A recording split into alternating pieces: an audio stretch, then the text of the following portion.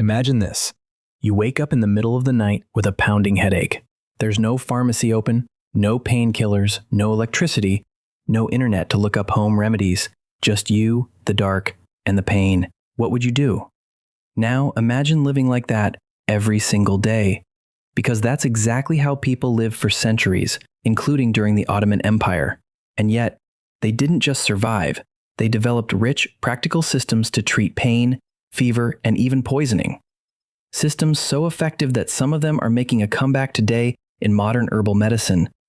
In this video, we're going to step back into the Ottoman world and explore how they handled the three big emergencies of daily life: pain, fever, and poison, without any modern equipment, pills, or electricity.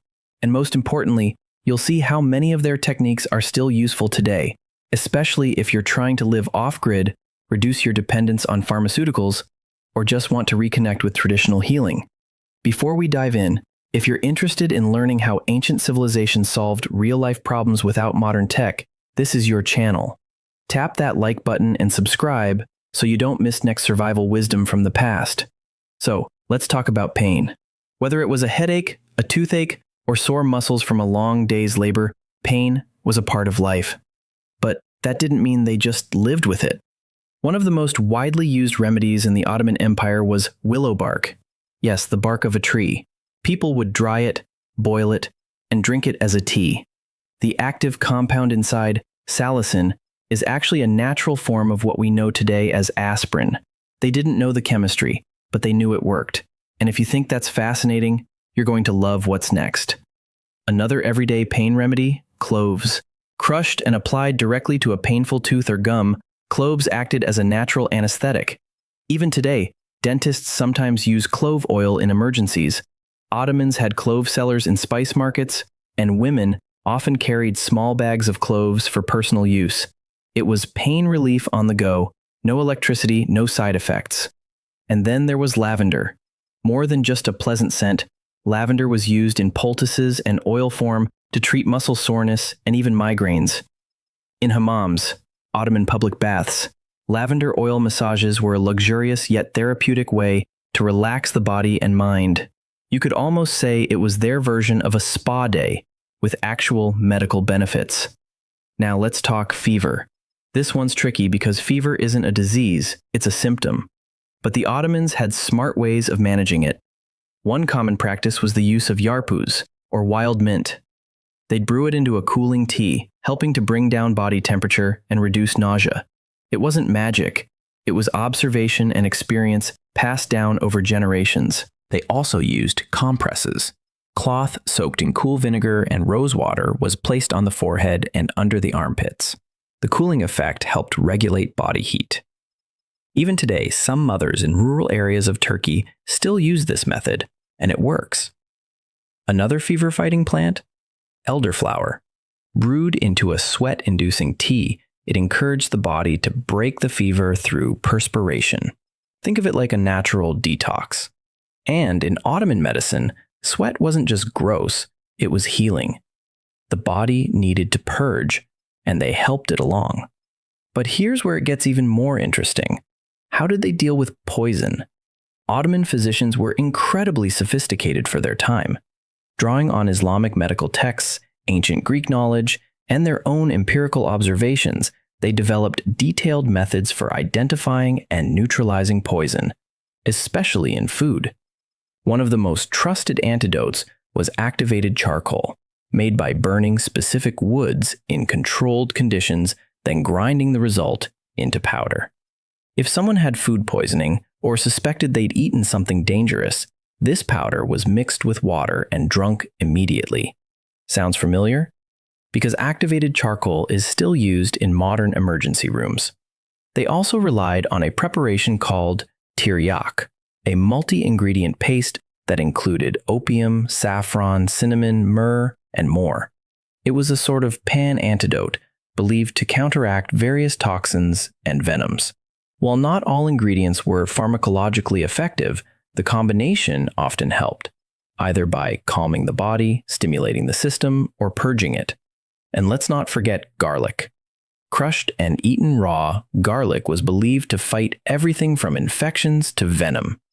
Whether or not it cured poison, it certainly boosted circulation and acted as a mild antibiotic.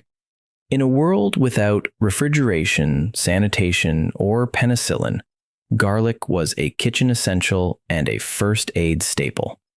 Let's pause for a second. If you're finding all this eye-opening, hit that like button. It tells us to keep digging into forgotten wisdom. And if you've ever used a home remedy like garlic or mint tea, leave a comment and let us know what worked for you. Now, all of this wasn't just household tradition.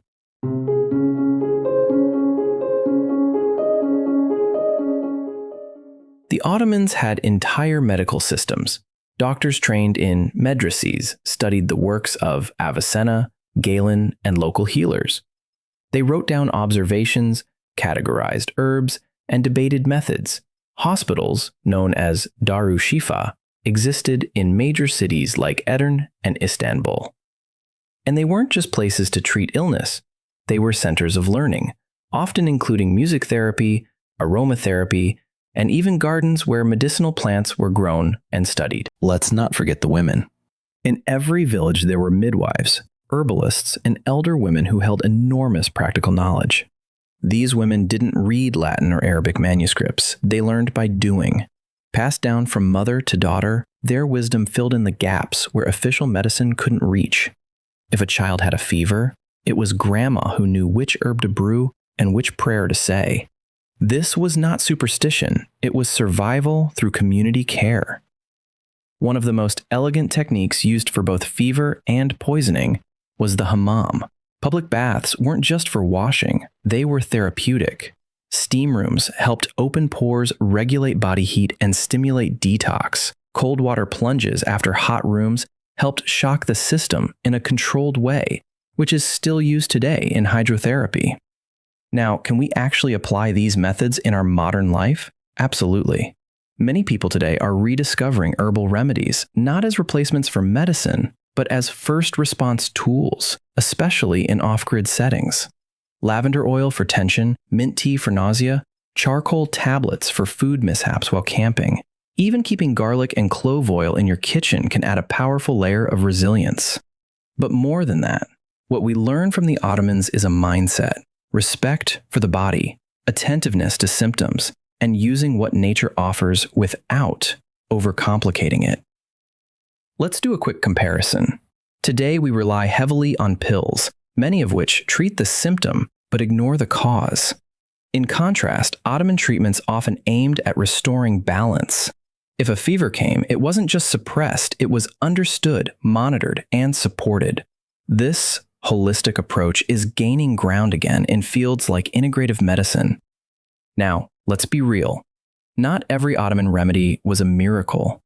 Some were based on outdated theories like the four humors. Others were limited by lack of sanitation. But many were surprisingly effective and far more accessible than we think.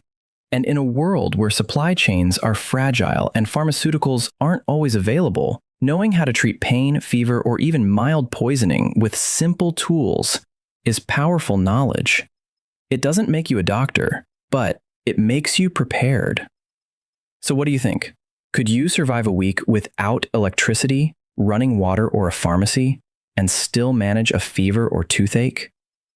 What Ottoman technique would you want to try? Share it in the comments. And if you want more content like this, real survival lessons from history, make sure to subscribe.